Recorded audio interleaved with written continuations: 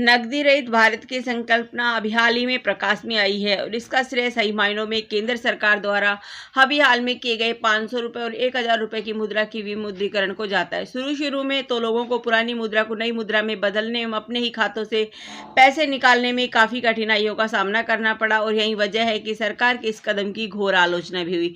सरकार के आलोचकों के अनुसार बिना किसी पर्याप्त व्यवस्था कितना बड़ा कदम अचानक उठाना ठीक नहीं था। उनके अनुसार ऐसा कदम उठाने से पहले ही सारे इंतजाम कर लेने चाहिए थे। आलोचकों का कहना है कि भारत में ऑनलाइन लेन देन कतई सुरक्षित नहीं है और ऑनलाइन माध्यम से धोखाधड़ी की घटनाएं आम है और इसलिए पर्याप्त सुरक्षा उपायों को अपनाए जाने की आवश्यकता है।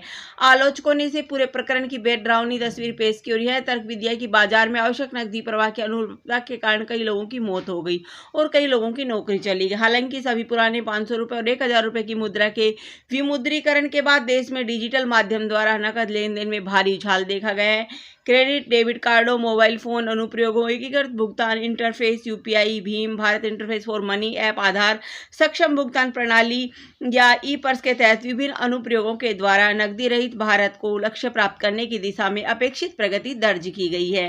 भारत जैसे विशाल देश में जहाँ एक बड़ी जनसंख्या गरीबी रेखा से नीचे जीवन बिताने को मजबूर है, नकदी रहित अर्थव्यवस्था लागू करने में कठिनाई आना तो स्वाभाविक है, लेकिन इस दिशा में प्रयास शुरू करना जरूरी था।